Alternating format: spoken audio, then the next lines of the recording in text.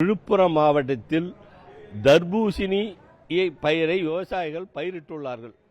சுமார் விழுப்புரம் மாவட்டத்தில் 8000 முதல் 10,000 ஏக்கர் வரை பயிரிடப்பட்டுள்ளது. இந்த தர்பூசணியிலே உணவு பாதுகாப்பு அதிகாரிகள் ஆய்வு செய்ததாகவும் அதில் விஷம் கலந்துள்ளதாகவும் ஒரு பொய்யான வதந்தியை கிளப்பிவிட்டதால் எங்களுக்கு விவசாயிகளான எங்களுக்கு மிகவும் பாதிப்பு ஏற்பட்டுள்ளது. அதாவது இது இயற்கையிலேயே சிறந்த உணவு கோடை காலத்திற்கு. ஆனால் கோக், பெப்சி எல்லாம் பை ஒன் கெட் ஒன் என்ற நிலைமைக்கு இந்த கோடை காலத்தில் வந்துவிட்டதால் இவர்களுடைய தூண்டுதல் பேர் தான் இது நடந்திருக்கும் என்ற சந்தேகம் எங்களுக்கு எழுந்துள்ளது.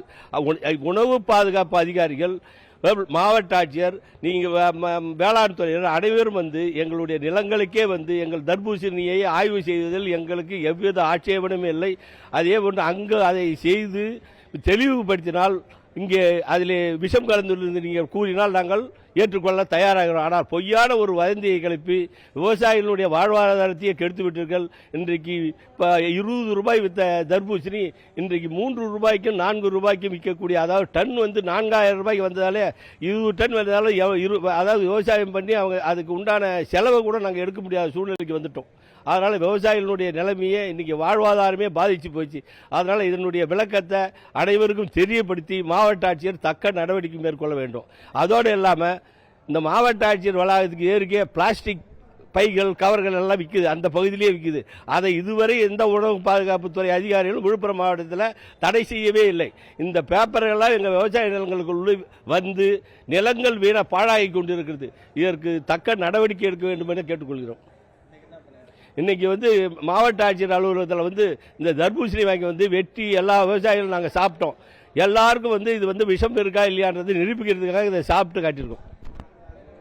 கலிவரதன், விழுப்புரம் மாவட்ட அனைத்து விவசாயிகள் சங்க தலைவர். மரக்காணம், வானூர், முகையூர், காணை போன்ற பகுதிகளில் சுமார் 10,000 ஏக்கர் தர்பூசணி பயிரிட்டுள்ளார்கள்.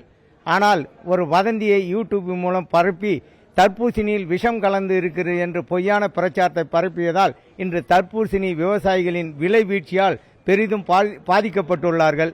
ஏதேதோ உணவு பாதுகாப்புத்துறை செய்கிற இவர்கள் எங்களுடைய விவசாய தோட்டக்கலைத்துறை அதிகாரிகள் அழைத்து கொண்டு சென்று உணவு பாதுகாப்புத்துறை அதிகாரிகள் இதை சரி செய்து உண்மைத்தன்மையை விளக்க வேண்டும். அதை விட்டுவிட்டு இப்படி ஒரு பொய்யான பிரச்சாரத்தில் ஈடுபடுவோர் மீது எந்தவித நடவடிக்கையும் எடுக்காமல் விவசாயிகளை வஞ்சிக்கிறது வேதனை அளிக்குது. இது சம்பந்தமாக இன்று மாவட்ட ஆட்சித்தலைவர் அலுவலகம் வந்தோம். அனைவருக்கும் தர்பூசணியை பகிர்ந்து உண்டோம். இதில் எந்தவித கலப்படமும் இல்லை, ரசாயனமும் இல்லை என்பதை மக்களுக்கு தெளிவுபடுத்த இந்த ஒரு போராட்டத்தை நாங்கள் முன்னெடுத்துள்ளோம். இந்த வதந்தியை கிளப்பவர் மீது உடனடியாக மாவட்ட நிர்வாகம் கடுமையான நடவடிக்கை எடுக்க வேண்டும். இல்லை என்றால் எங்களுடைய போராட்டம் மீண்டும் தொடரும். முருகையன், விழுப்புரம் மாவட்ட அனைத்து விவசாய சங்க செயலாளர்.